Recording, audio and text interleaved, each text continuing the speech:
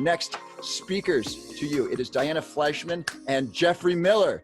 How are y'all doing? We're doing great. Glad to be here. Fabulous. You sound and look terrific. I'm going to do a double check on the equipment here. It looks like we are recording and we are streaming into the Mystic Verses, in the Universes, Facebook and YouTube. That all looks fine and dandy. And then I'm going to spotlight you so that way the video stays on you.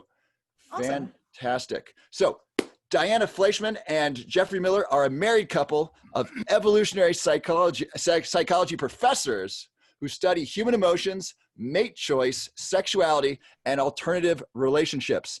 Diana got her PhD from the University of Texas at Austin. Geoffrey got his from Stanford. Their work has been cited in 17,000 times, and they have 140,000 Twitter followers. Welcome to both of you. Now, before we get started, Diana, I wanted to ask you, did you hang out with David Buss at all at Texas? He was my mentor. Isn't he a cool guy? He's great. Every day. He's like super tall. So I remember watching him dance the first time to Eminem, and he's like, yeah, he's really, really nice. And a lot of people hate evolutionary psychology, and they meet him, and he's so like charismatic that they end up liking it. So yeah. I mean, it's a brilliant framework. I really enjoy. I got to spend a little bit of time with him at the University of Texas. Just a really smart guy. His dad retired while he was there, and he's like, my dad raised me to be even contradictory to public opinion. I'm like, that's right, David. You go against the current science. 3 times. I was Arnie's teaching assistant, I think 2 or 3 times, and he was very cranky a lot of the time. But yeah, he was trucking for a long time, and all 3 of his kids became psychologists. That's very impressive. All right, fantastic. So, so your mics are on. You look good, and Diana and Geoffrey, take it away. Great. So I'm Diana Flieshman. I'm Geoffrey Miller. And we're both evolutionary psychologists. We happen to be married. There are some other evolutionary psychology married couples. There's a lot of power couples, actually. Yeah. So one thing we're going to talk about today is some reasons why we think evolutionary psychology as a field is actually really helpful to couples and marriages. So that's kind of our theme. It's great to be back at a Burning Man event, even though it's virtual. My first and last burn so far was 2016. White Ocean Noise Camp drove me away prematurely, but the Build Week was awesome, and I'm so happy to see some of the Camp Mystic people back again. Hopefully we'll make it over there.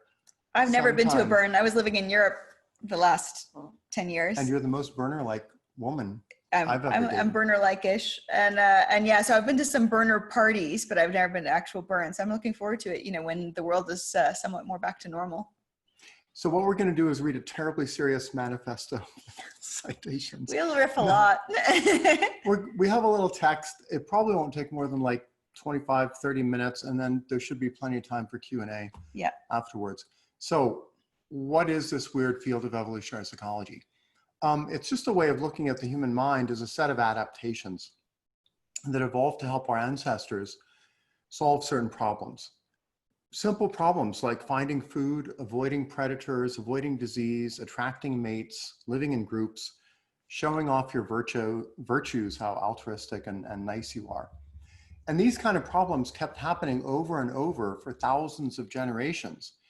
And our ancestors who were good at solving these problems, survived and left offspring, and their offspring and grand offspring were better and better at solving these problems. And the human nature that we have today is the result of that long process over hundreds of thousands of years. So evolutionary psychology isn't generally the first place that people think to go to when they're looking to improve their lives and their relationships. We usually think that if something evolved, then there's nothing that we can do about it, it's fixed, and that we're helpless to potentially challenge it.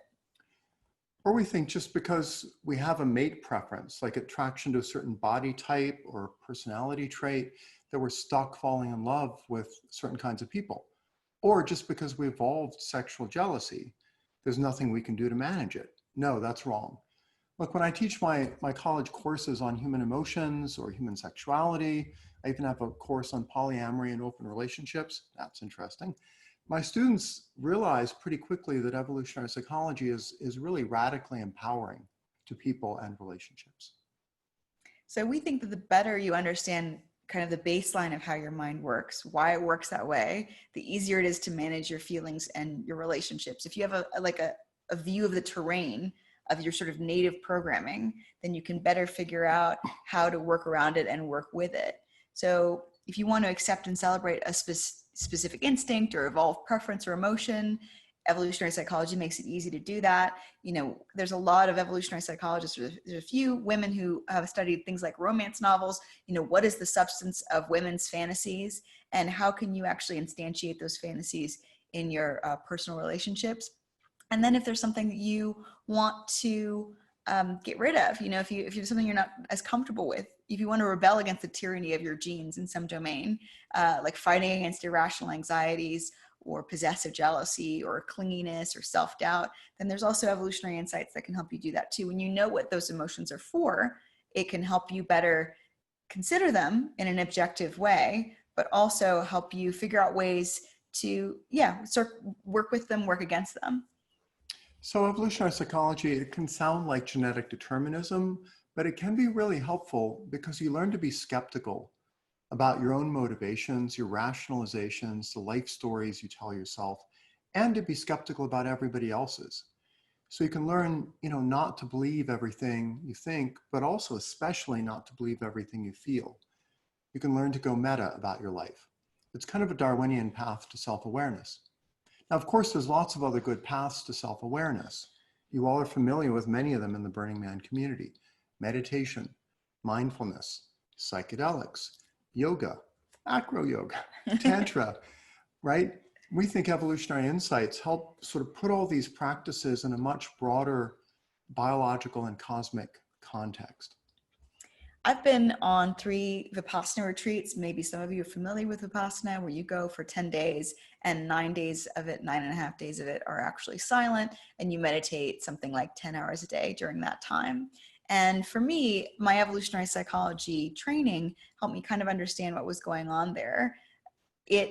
There's this rumination that happens, and that rumination is actually intended so that you can go and you can reach out for social support. But eventually that behavior, that private behavior is what we would call it, like in a behaviorist sense, it eventually runs out. Eventually you find out that nobody's going to come and help you.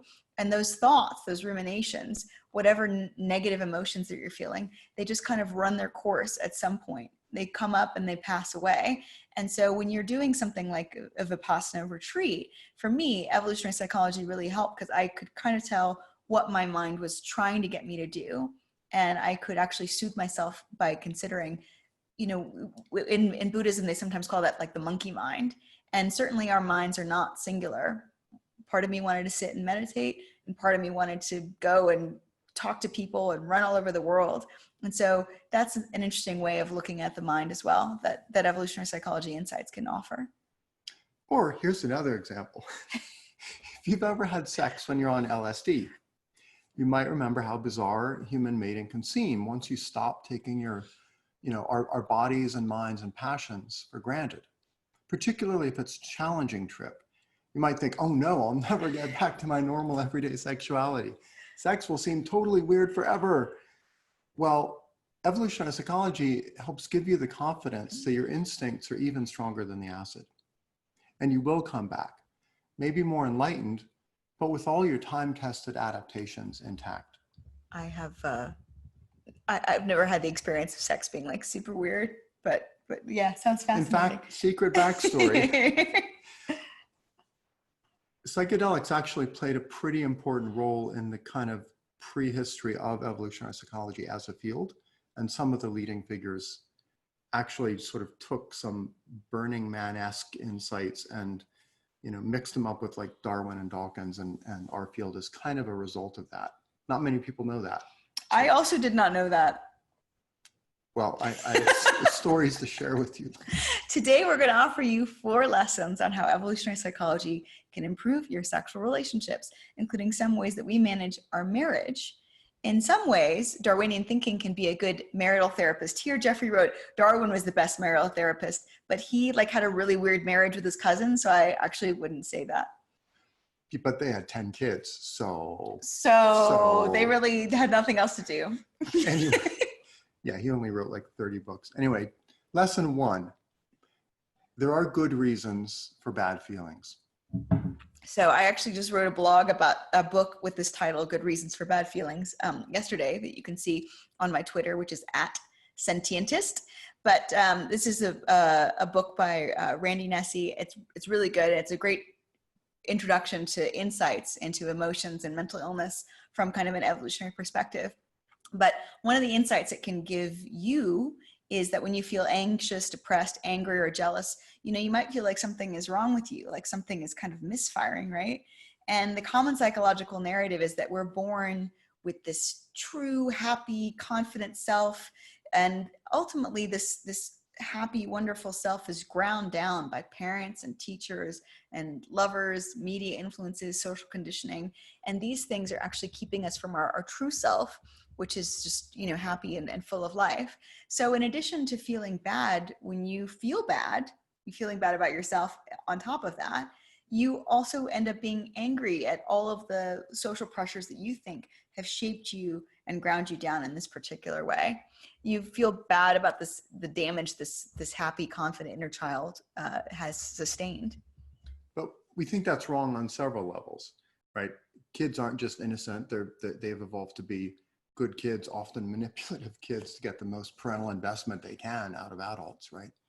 But also, bad feelings aren't just imposed on us arbitrarily by parents, partners, society, or circumstances. Evolution created bad feelings to motivate us, to drive us to do behaviors that on average were good for getting our genes into the next generation. For example, anxiety can protect against dangers, from snakes and starvation to social ostracism or losses of status.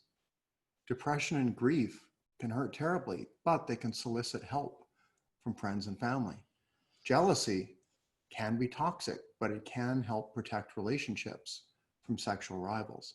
Sexual boredom can drive you to seek new and better mates, even if it damages relationships. I know, newsflash.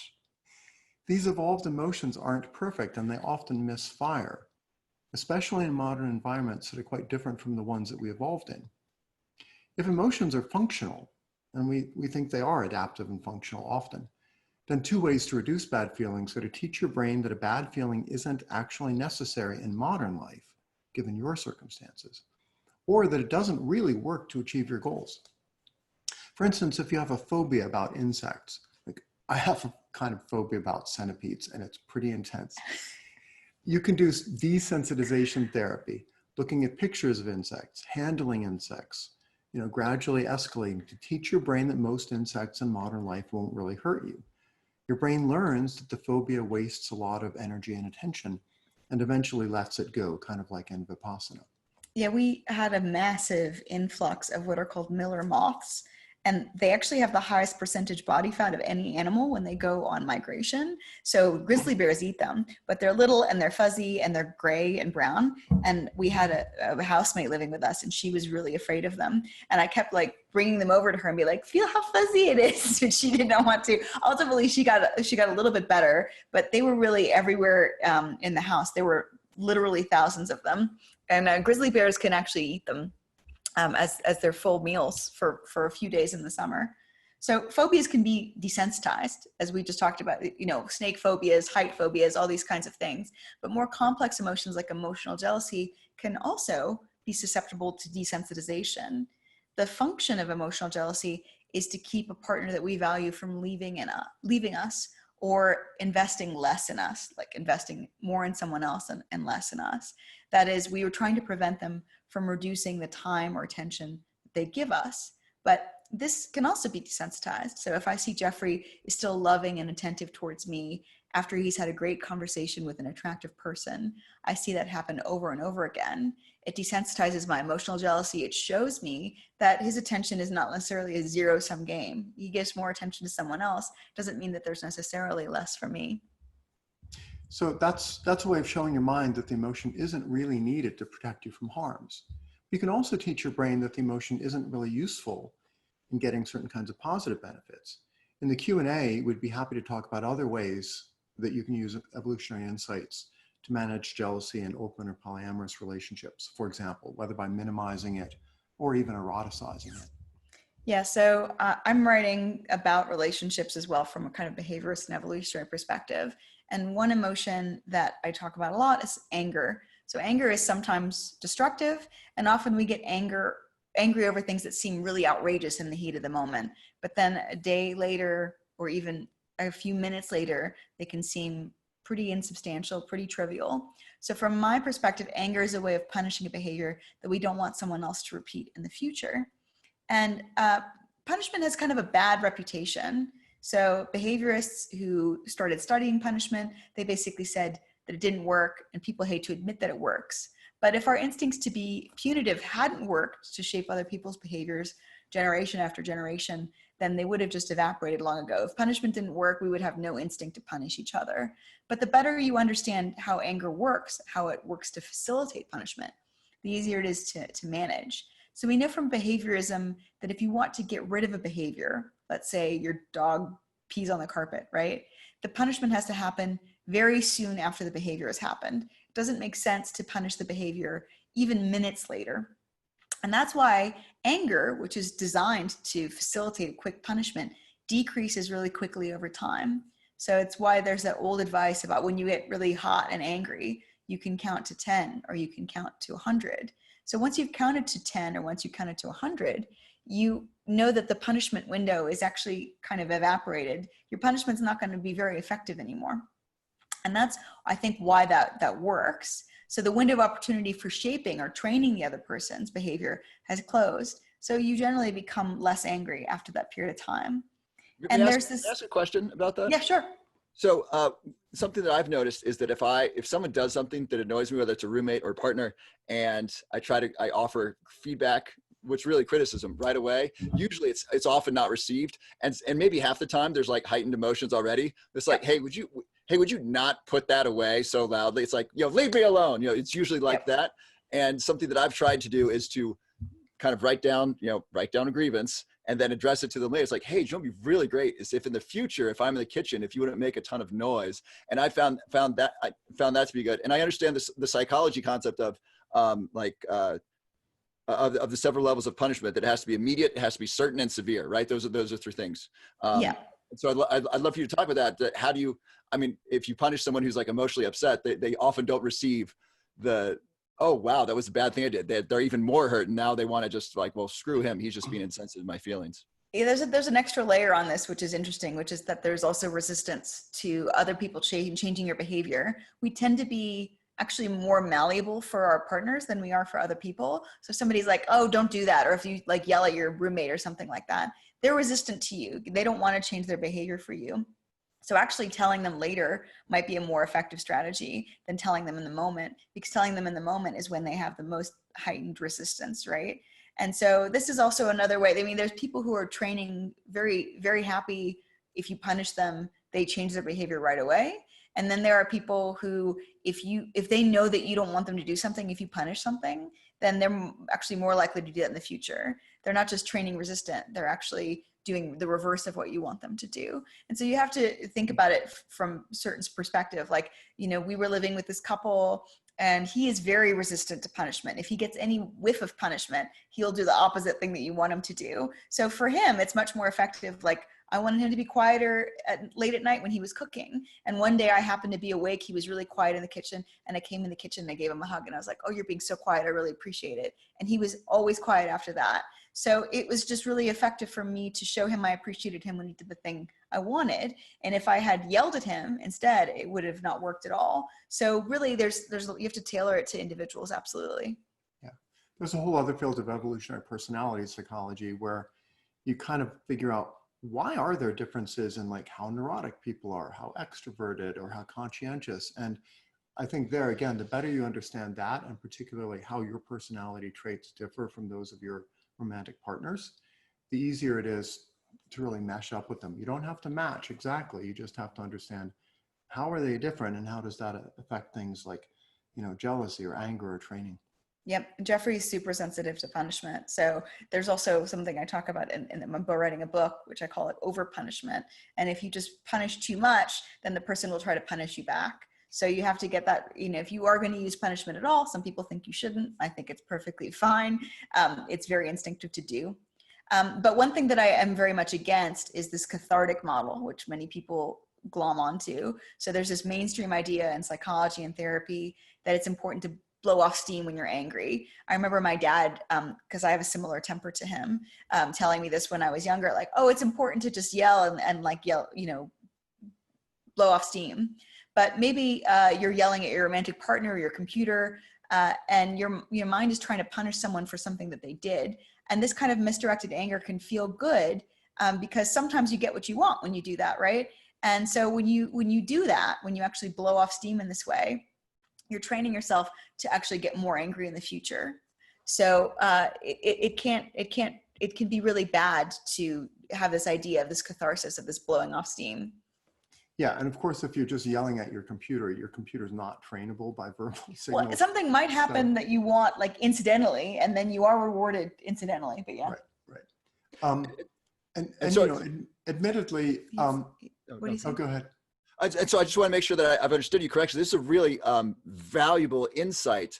So some people you want to punish, and some people you don't, and some people simply want to reward, right? And it's really helpful to know which one it is, because I've never been in a relationship where it's like, hey, how do you respond to punishment? Do you want me to punish you? Do you want me to reward you? Do you want me to wait until after? Or like, and I've just been in relationships that have been ineffective in this way, because frankly, I didn't even know this was a model to even insert into the relationship. Like, hey, are you an early bird, or do you like to sleep late, right? Are you a vegan, or are you a meat eater? Do you want punishment, or do you want just reward for good behavior? This is a fascinating thing that could be so helpful just in any relationship if you want to help guide each other's behavior in a way that's really going to gel with who they are as an individual. Yeah, and sometimes, of course, well, I think all humans have this bias that they think the stuff that rewards me must reward my mate as well, and stuff that punishes me that I really hate is also going to be very punitive. Actually, there's quite a big difference. And sometimes, yeah, if you want to train somebody out of doing something that you hate, you can't directly punish the thing you hate. You have to reward them for doing the opposite. And remember to do that. And that can be quite counterintuitive. So you can probably tell sometimes in our relationship, our anger management strategies get pretty meta.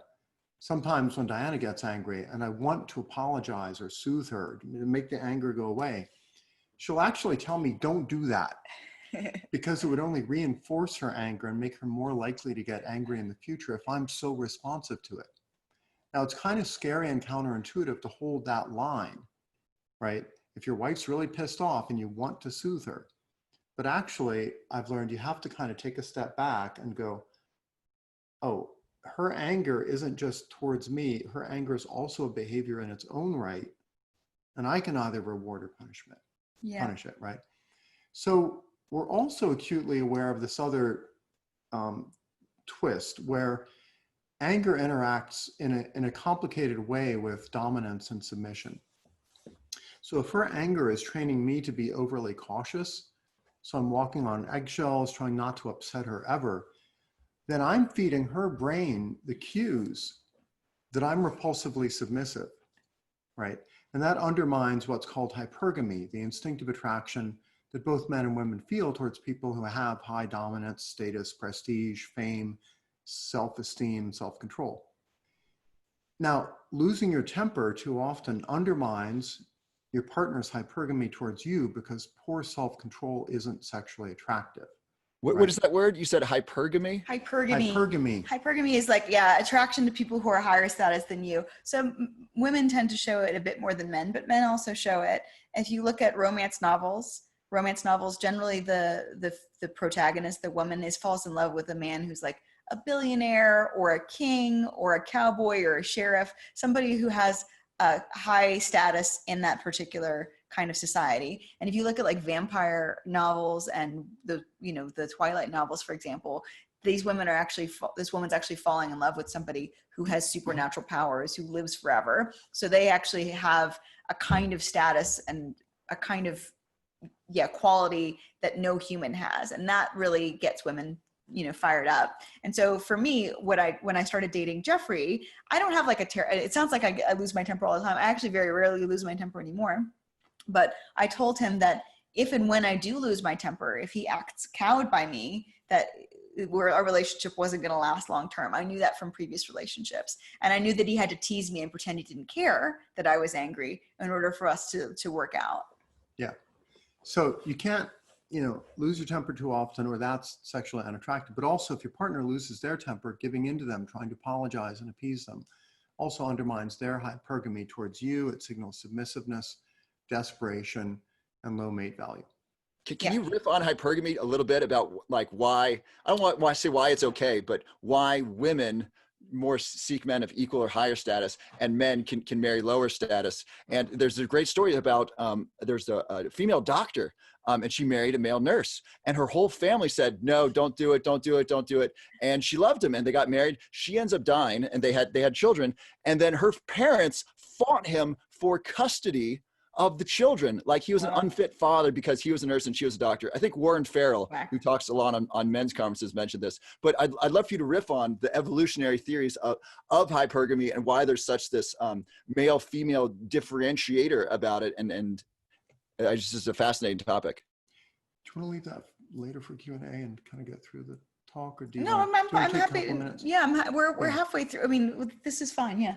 So, okay. So for men and women, if you look at like short-term relationships, right? Women tend to want a man who's like really attractive, who's really high in status for a short-term kind of thing. Whereas men actually have a much broader taste. Like men are willing to have sex with women of varying quality, but if you look at long-term relationships, men and women tend to converge more. Yeah. So, hypergamy, what's a good example? Beatlemania is basically runaway hypergamy. When you've got a bunch of fans of any particular rock group and all the women who are fangirls are sort of worshipful and they see each other being worshipful, it's like, oh my God, Robert, the Led Zeppelin, singer or whatever, he's a golden god, we all worship him. And then you get an immediate cult forming just based on kind of runaway hypergamy.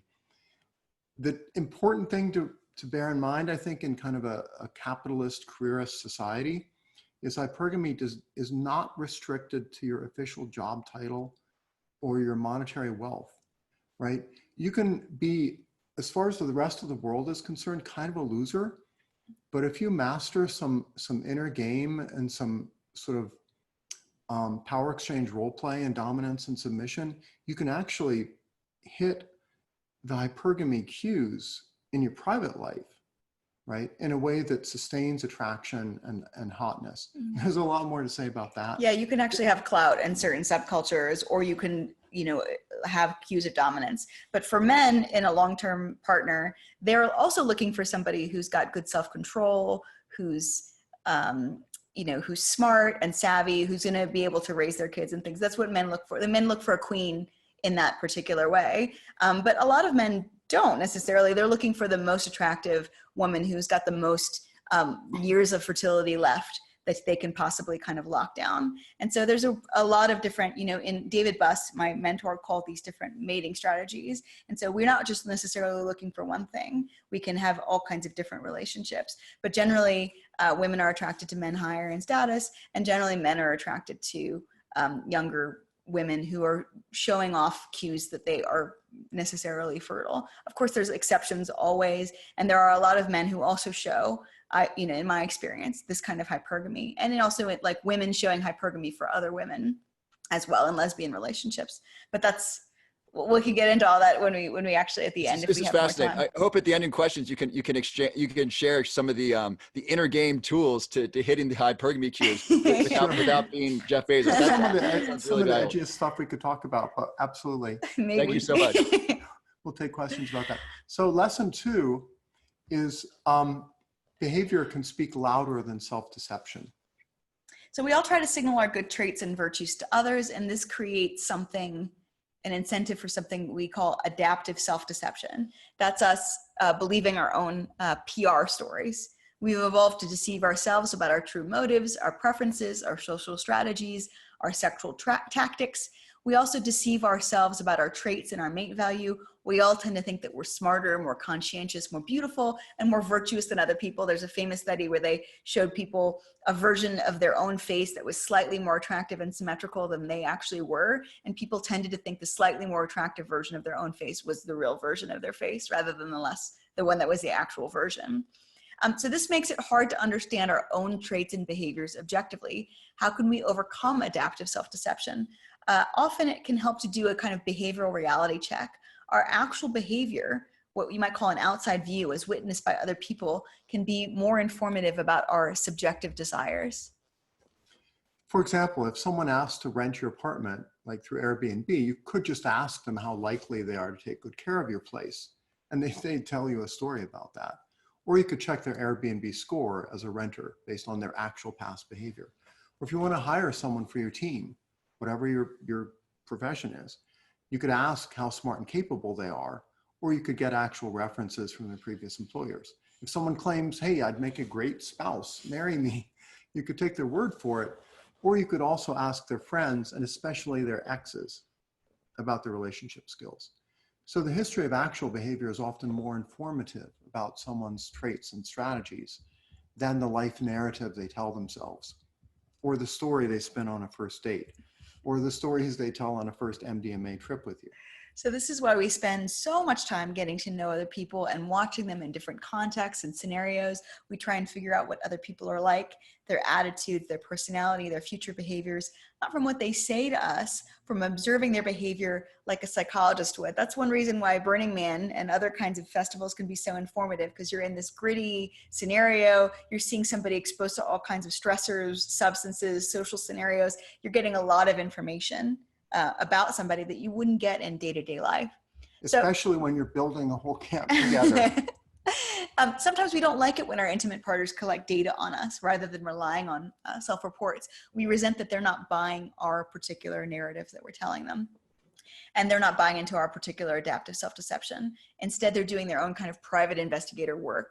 God forbid they question our alibis. So there were 2 posts in the past year that I was really enjoying that went viral that give examples about how much we resent when our partners track our behavior. In one case, a guy freaked out when he discovered that his girlfriend was keeping an Excel spreadsheet about the things that he liked and didn't like, from foods he'd eaten to gifts she'd given to sexual kinks they tried. She was just trying to remember his preferences, to systematize those things. And she was outsourcing some of that memory to a computer, but he felt kind of creeped out. Like it was creepy and weird that she was keeping this spreadsheet. And then in another case, a man was frustrated that his wife kept saying no to having sex with him, and she claimed that she didn't always say no. So they argued about it often, and they couldn't agree. So he started keeping a spreadsheet listing of every time he tried to initiate sex over the next few weeks and what happened, whether they had sex and what her excuses were. And when she argued again, and she claimed that she didn't always say no to sex, he shared his data with her, and didn't actually go very well. It wasn't like she was like, oh, take me now, you and your spreadsheet. So we don't want to be known too well, because it keeps us from presenting ourselves one way and then behaving another way. Even though we're all actually really hypocrites, we're afraid of being called out. So we don't like it when people keep objective data on us. So what's a healthy way to handle that when the data says, hey, you think we have sex this amount and really it's this amount, or actually I'm the one who takes care of the kids all the time, you're really not that helpful around the house. When you actually have actual data, is there a healthy way to present it to someone who for some reason is data averse? I love both those people who took that information and then said, here's the data. I would love that. I'd be like, thank you for knowing that I love these foods. I so appreciate that. So is there a healthy way to do this, to present this information? It works very well if you're dating somebody with Asperger's syndrome. Like I have more than a touch of that. So if someone's like very sciencey, rational, data-driven, they've actually used Excel spreadsheets themselves, right? They might actually be more open to us, to that, but kind of mainstream normies, or people who really are more about like the quality of experience and their feelings, it's probably not a good idea. Yeah, I went to a great Center for Applied Rationality workshop, which is out of the Bay. And it was saying, the feeling of discomfort when you're learning something new, try and center yourself on that feeling and try and reframe it in a pleasurable way. Or the feeling when you are surprised learning something new about yourself, then try and reframe it. But it's very hard for somebody who's really not interested in getting to the truth of the matter. It's hard to convince them that this is necessarily a good thing. But, you know, I certainly wouldn't get together with somebody who I would, you know, tell them like, actually, you're like that. You think you're like this, but you're actually like this. And sometimes Geoffrey, even though he is okay with data and stuff, he doesn't like being confronted when I say, actually, this explanation of your behavior doesn't really match the data. So actually tell me why you give me an explanation that matches what actually you did. We've actually had many discussions about that, but I think we're mostly past it. He wasn't receptive to that sentence. Your explanation does not fit the data, Geoffrey. He wasn't receptive. That's right. I was like, sorry. It's very aggravating. It's kind of like if you're having a political discussion with someone with a different ideology and you confront them with like, here's all the data showing you're wrong, right? People get very reactive. So it's very tricky. And just to kind of wrap up this point, there's a quantified self movement that tries to help people track with software apps. Their food, their exercise, sleep, their meditation, all that. There's also a small kind of subculture that does this kind of quantified relationships, where you're not just tracking your own behavior, but how things are going in your relationship with apps. And there's a lot of controversy about that, and a lot of people hate it. But I think that might be in a sort of emerging future trend for people who are, you know, able to take a little bit of a rational, like 30,000 foot view of their relationship. We should push on to lesson 3. Yeah, so we have lesson 3 here, which is you don't necessarily want everything that you want. Another way we don't really know ourselves is that inside of our own minds, we seem like a singular consciousness, but in fact, our minds are like a messy, corrupt democracy. Our motives and preferences are like lobbyists competing to influence our policies and the decisions of our executive branch. And anybody who's taken psychedelics will know you can kind of peel back that layer of you know, democratic lobbying conflict and see, oh my God, I don't have a unitary executive who's actually running everything. Yeah, there's this tension, for example, between parts of you that want short-term gratification versus parts of you that are working towards long-term goals. So I wrote the original draft of this talk, and I wrote a lot of, I end up doing a lot of writing using an app called Freedom. Maybe some of you are familiar with it, and it basically locks you out of the internet. You can restart your computer, you can hit it against the wall, you can't access the internet again until the timer has run out. And so I really wanted to work on a talk or on my writing and make sure that things are good. But I also want to argue on Twitter and do other things that are fun and lower stakes that have more immediate gratification and rewards. So people talk a lot about, you know, conflict between short-term gratification and long-term planning, and scientists study our failures of willpower and our short-sighted time preferences. But apart from that, apart from just being impatient, there's also a bunch of deep strategic conflicts within us that are even more complicated. For example, in relationships, there's a trade-off between kind of wanting to maximize a partner's apparent mate value so they'll seem attractive, valuable, and high status to us. Like, oh, awesome makeup, you're so hot, I want you. Versus handicapping their mate value so it'll be easier to control, you can win more arguments, and they'll be less likely to leave you for someone else. Yeah, so when people talk about like abusive behavior in relationships, like keeping somebody from talking to their family and friends, all of us, I think, have some desire to do that, to monopolize somebody's attention. And you have to have a cynical view of yourself. There's this other tension that we have to manage between derogation and respect, between nurturing and punishment. And unfortunately, the punishing behaviors we inflict on each other can become a reward into themselves. We talked about this a little bit before.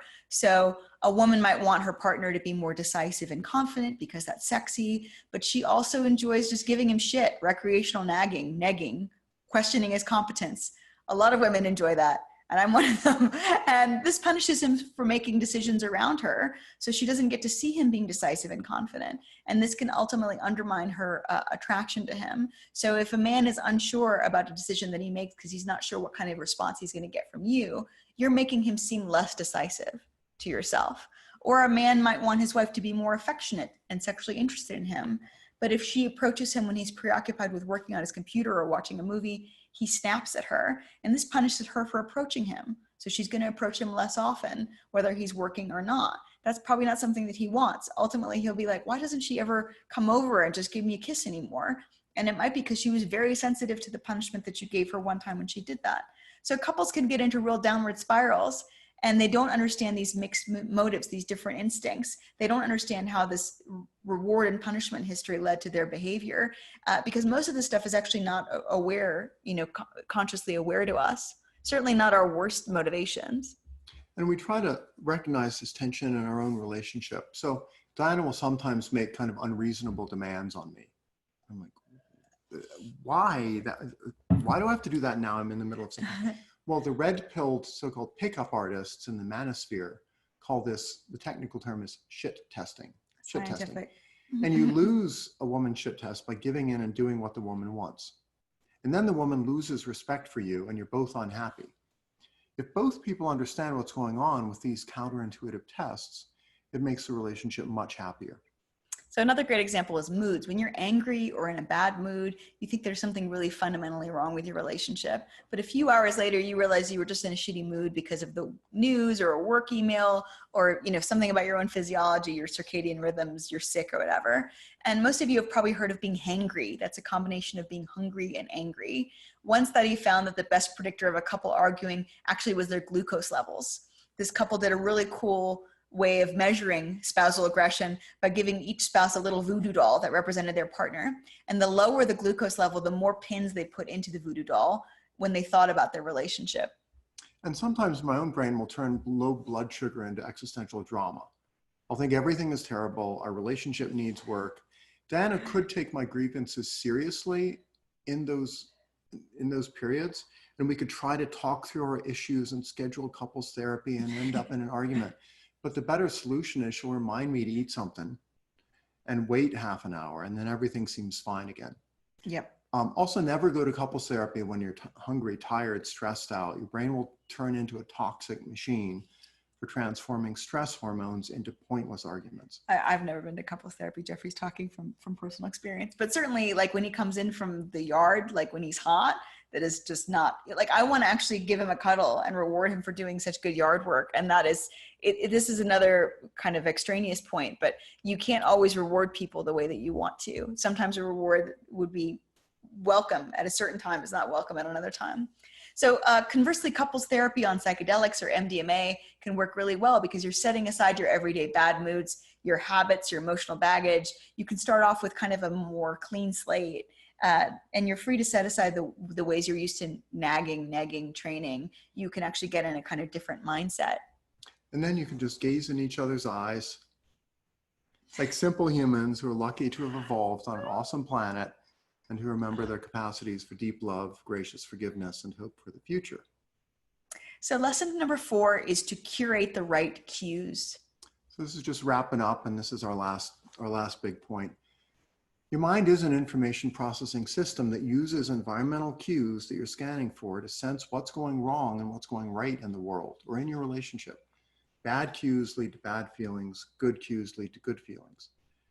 For example, during interesting times like these, global pandemic, global recession, protests, whatever, Twitter is a way to feed your brain a flood of bad cues that convince your brain everything is going badly, including your own life and relationships. We're not good at figuring out what really triggers bad moods. You can end up unconsciously blaming your spouse for some Twitter comment made by some random troll. Not that I've ever done that. Have I, honey? Well, sometimes, yeah, you could, I think Twitter is just, it's such a strange thing to be on this emotional roller coaster. And I never know, if I open it up, when you have a certain amount of interaction, whether you're going to open it up and have this huge dopamine hit and be delighted, or you're going to open it up and get upset. I generally don't get upset at all because I think trolls are very funny. But sometimes, something will upset, like a piece of news or something. I think it's terrible to get on your phone first thing in the morning. So most of you are probably well aware of the wild success of the Marie Kondo method, keeping things in your home that spark joy. And so for the better part of a year, I had a file on my computer or desktop that reminded me of a funding application that I didn't submit on time, that I fucked up. And I realized that every time I saw that, it made me feel disappointed and worse, less competent. So every time I was looking at my computer desktop, I wasn't conscious of this, but I was realizing after a while that it wasn't setting me up for success. I was attributing this feeling not to seeing the file on my desktop, but just to like myself. I thought I sucked. Another example, when I started seeing Diana, I also realized I had a lot of physical things around me in my house that reminded me of sad or poignant or regretful moments in my life. They were bad memory cues, and when I put them in storage out of my field of view, my brain could let go of the past more easily. So curating your cues is a way of using your personal knowledge of what makes you happy and unhappy to engineer your environment so it serves you instead of you reacting to it. Yep, exactly. So, it's important to reflect on our past decisions, but you shouldn't have something in your environment that just constantly brings up something for you that you've already considered that's already in the past.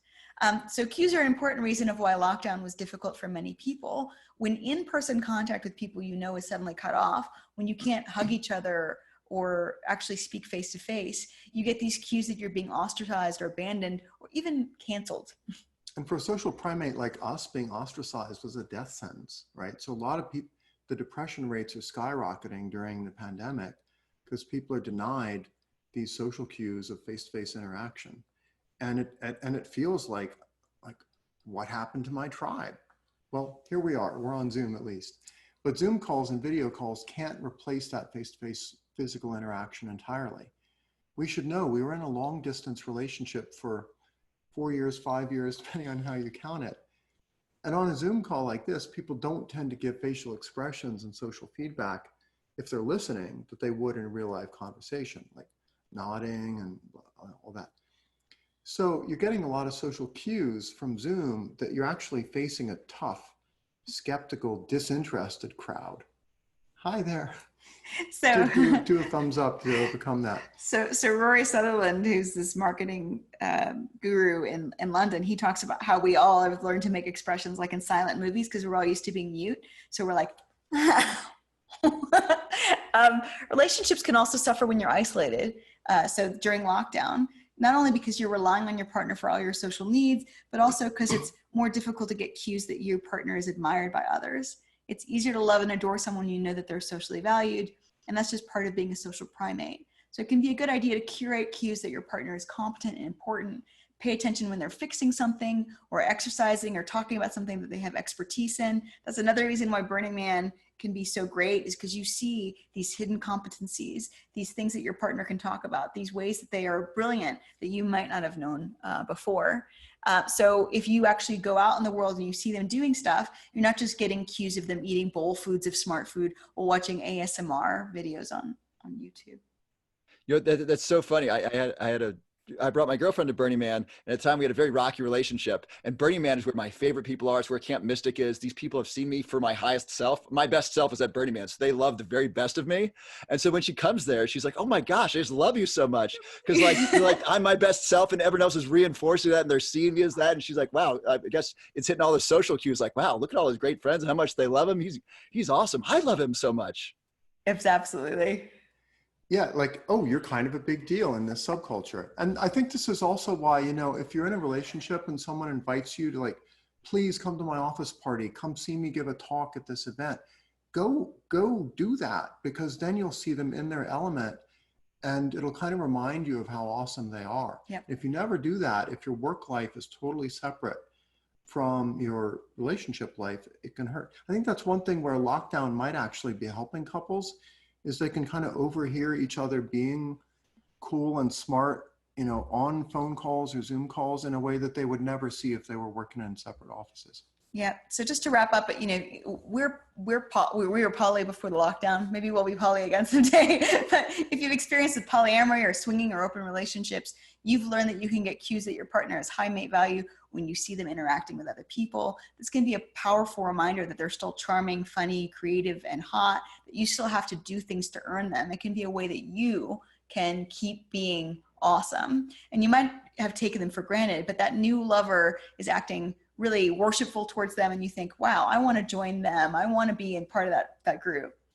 I want to join that cult. I didn't want to say that. So to wrap it up, our takeaway is that evolutionary psychology offers new ways to see beyond your self-deceptions, to understand the deep adaptive functions of your preferences, emotions, beliefs, and behaviors. It helps you understand the good reasons behind bad feelings, how to take an outside, more objective view of your behavior, how to take transient moods less seriously, and how to curate the environmental cues in your life. So we think that Darwinian self-awareness, that evolutionary psychology, for us at least, is the key to a happier marriage. So we're happy to shift into Q&A for the last few minutes here. If anybody has any Fabulous. If anyone on the call, if you have a question that you'd like to ask, feel free to enter it in the chat. I would love if you would go into how to what inner game things to master in order to show that to hit those hypergamy cues in your partner, even if you're not CEO of the company, even if you don't have extremely high social status outside of the home, what you can do regarding inner game to hit those hypergamy social status cues in your partner. 4 letters. BDSM. No, I disagree. Well, so I'm actually teaching a course on alternative relationships now, and we have a whole week on BDSM and kink and all that. And the point is the psychology of it, not to like advocate, all my little undergrads, you should start, buying floggers, but rather if you understand why people do these kind of power exchange role plays, where like, let's pretend I'm a cop and you're, a suspect and I'm going to interrogate you and there's a huge power differential. Why can that be hot? It has to do with this hypergamy stuff, right? So you can just role play it like kids do role play. I'm going to be a cowboy, you be an Indian, I'll be pirate captain, you be the yeoman, whatever. You can just keep doing that into your adult relationships. Whatever you find worthy of hypergamy, whatever you respect, ask your partner to just role play that. And then ask them, pay attention to the mindset you get into, what's called top space if you're dominant or subspace if you're submissive. How does that feel? And how can you tap into that state of mind more in ordinary life? Yeah.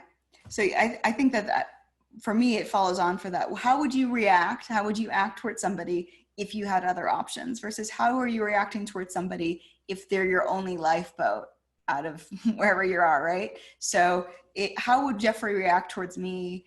If you look at our ancestral past, generally very high status men had more than one wife or partner, whatever that particular community called it. And so you can imagine that women were competing to be nicer to their husband if there were more than one of them. But if there's only one of you, one woman and one man, she could kind of do what she wants. She has a monopoly on him. And so if a man is responsive towards you and kind to you, but draws a line at some point when you're being unreasonable, that's a demonstration that they potentially have other options. And that is really the essence of hypergamy, is the demonstration that I actually have other options. I have other people that want me. And so there's a certain amount of attention that I can give you, but it's not going to be limitless. And I think this is very contrary to what some kind of tantric new age relationship advice says, which is that you should give and give and give kind of boundlessly. For me, I actually prefer that somebody has restraint with me. But it does actually fit pretty well with, ideas about masculine, feminine polarity and a lot of other tantric stuff about how men have to be able to get comfortable with their masculinity. And I think there's a close relationship between kind of Jungian shadow work and evolutionary psychology of dominance and submission and kink and power exchange that probably should be someone's next book. And there's a lot more we could say about that. Another simple hack actually for promoting hypergamy, if you're not willing to do that kind of role play, is just role play that you're back on a first date, right? Set up a time, say we're going to meet in this bar, we're going to pretend we don't know each other. We'll still be the same people. Right. We'll so it's like the easiest role play you can possibly do. But you're going to pretend we don't have years of history. We're just going to interview each other like it's a first date. We're going to flirt. We're going to test each other, give each other a little bit of shit. And then you'll be back in the mindset of, ooh, this person's new and desirable, and you won't take them for granted. And even that can be a way of kind of triggering hypergamy. Yeah, and men have, I think men have hypergamy too. A man is more interested in winning his woman if he sees that other people are attracted to her. And there's also some qualities, like matriarch qualities, that men find particularly attractive. If I manage to persuade Geoffrey of something without us having some kind of argument, that's a very attractive quality. That shows that I'm able to persuade other people, but also that I would be good at raising children, about getting them to behave in the right way, in a way that's appropriate for our group. So there are feminine qualities of competency that are really highly valued that we don't talk about nearly as much. Fantastic. We're getting some questions about polyamory. I was wondering if one of the challenges I think with polyamory, at least that I've faced, is I really like intelligent women.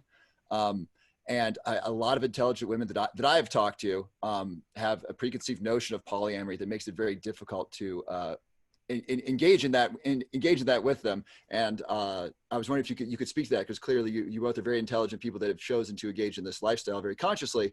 And I'd love to hear your thoughts about talking to people who maybe have a preconceived notion about this, and who are extremely intelligent and feel they have high mate value, and make, I deserve just one man, or I deserve just one woman.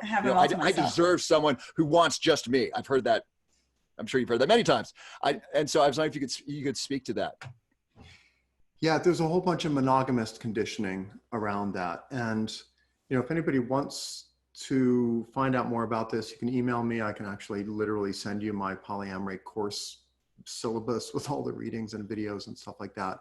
I wrote a piece on polyamory for Quillette Online Magazine about a year ago that kind of discusses some pros and cons of it and common misconceptions about it. I guess the key thing is, at a certain point, you have to decide, how much variety seeking and novelty seeking do I have as a personality trait? Some people just aren't very interested in having a diversity of lovers and a diversity of emotional connections, and other people really are. And, monogamy kind of forces you, it shoehorns you into a particular relationship style that might not be suited for everybody with every kind of personality or sexual strategy. And I think that's sad. I think these things should be more up for negotiation. I don't think there's any one relationship type that's optimal for all humans.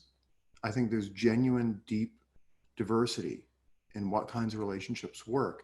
But I think a lot of people aren't sufficiently exploratory and playful and creative about finding out what works. And often you don't know till you try.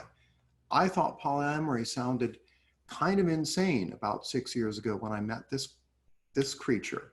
And then she kind of turned me gradually, right? And she was like, yeah, jealousy is an evolved emotion. Are you such a wimp you can't even overcome it, evolutionary psychology professor? It's kind of a challenge. So yeah, we do polyamory, I think, quite differently than other people. I think some people approach it from an ideological perspective, like, I don't want to own you, I don't want to have you as property. For us, I think we are trying to optimize it in a way to actually strengthen our relationship. I equate it to something like these Japanese buildings, they're actually designed to withstand some tremors and some shock. And I think by introducing some variety in your relationships, by having that kind of new relationship energy and interest from other people, and allowing some outside dating and relationships, you actually shock-proof your core relationship. And we don't shy away from hierarchical polyamory, which some people really think is a terrible thing. So we're quite hierarchical, and we think that's the most stable kind of relationship strategy. But if stability is not your main motivation, if exploration or having fun is your main motivation, then I think you can do things somewhat differently. But we, I think, have tried to optimize it for our personalities and for the stability of our relationship. Can you define hierarchical polyamory, please? Sure. Hierarchical polyamory is where you actually define that one relationship is more important, is going to take more of your time, attention, energy, and priority than other potential relationships. Some people in polyamory circles don't like to use core or primary status. They like to talk about something like relationship anarchy, so that everybody deserves an equal amount of attention, or everybody deserves to have their relationship be fluid and evolve as it is. We have, something that people really poo-poo is something like veto power. We can say, I don't like this person that you're dating. They make me uncomfortable. And he's my king and I'm his queen. And we have this unit together, but we still treat people really well. We still really love other people.